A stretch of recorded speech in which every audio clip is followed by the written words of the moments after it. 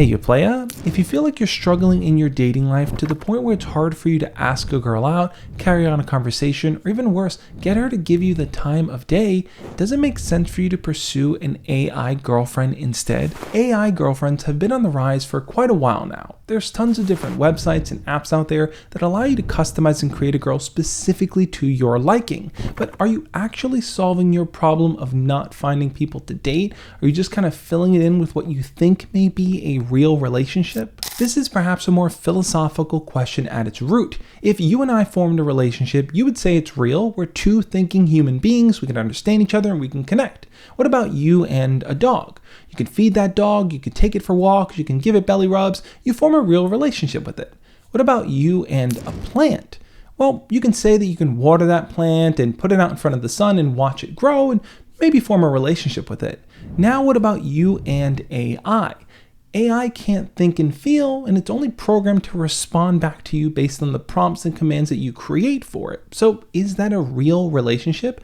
Are you actually solving your dating problem there? What I've come to learn about AI girlfriends is that it's primarily about convenience and control. You don't have to worry about saying the wrong thing or trying to impress anyone. Much like a video game save point, if you mess up and die against the boss, you can kind of just reset it and go back to where you were. And in real relationships, you don't really have that. If you say something mean to someone, if you turn on someone, if you act out of jealousy, there are going to be real world repercussions for those actions, where in the AI world, that just doesn't exist, at least right now. You control the settings, the pace of conversation, for the most part, their entire personality. So if you're a person that's having a really hard time just communicating with someone else, having those points of accessibility might seem like a major benefit. In fact, one could even argue that having an AI girlfriend can help bolster your confidence and self-esteem. You might feel the ability to speak freely and share your mind openly, to be as vulnerable as you want to be, knowing that there are no repercussions on the other end.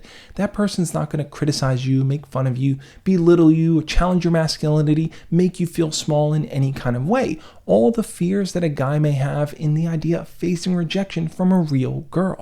And despite all of that, I still would not recommend getting an AI girlfriend. My argument against getting an AI girlfriend would be that there's a chance of developing a certain kind of odd addiction there. If, for example, we look at porn addictions, what tends to happen is that when people watch a lot of porn, they start to get a kind of warped worldview about what sexual interactions actually look like. They may start to believe that the women in porn enjoying certain sexual experiences is pretty much universal, or that certain behaviors and fetishes is totally commonplace. That is, until they enter a real world dynamic where they're having sex with a person and they realize, whoa, it's not like how I imagined it to be. With an AI girlfriend, I could then see how someone might fall into this place of addiction with your emotional needs constantly being met by this bot. So much so to the point where you just don't really want to seek out any real world interactions, because that may cause pain, that may cause hurt, that may cause rejection and fear and failure, where here in your cozy little bubble with your robot boo, that's not going to happen. The truth is, reality is not a cozy bubble. You're going to have awkward experiences with other people. You're going to face failure head on sometimes. You're going to have to deal with rejection, sit with it, and grow from it, because it's going to be the only path forward that you can actually take.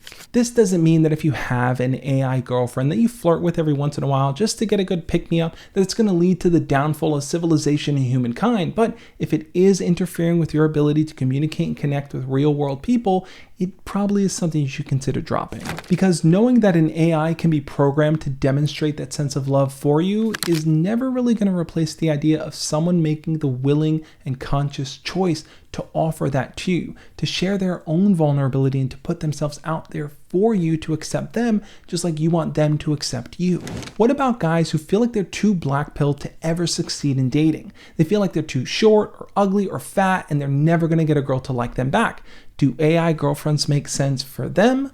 I would still hold true to the fact that I think AI girlfriends can be a good practice tool. Just like ChatGPT can be a great tool to learn basic things, write out basic scripts, or just have practice conversations.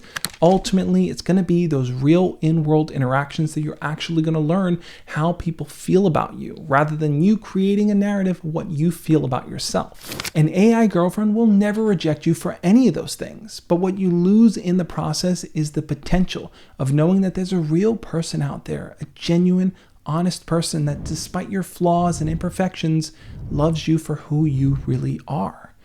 And that's something a robot can be programmed to do, but can never actually truly give you. On that note, I'll catch you next time. As always, love and peace.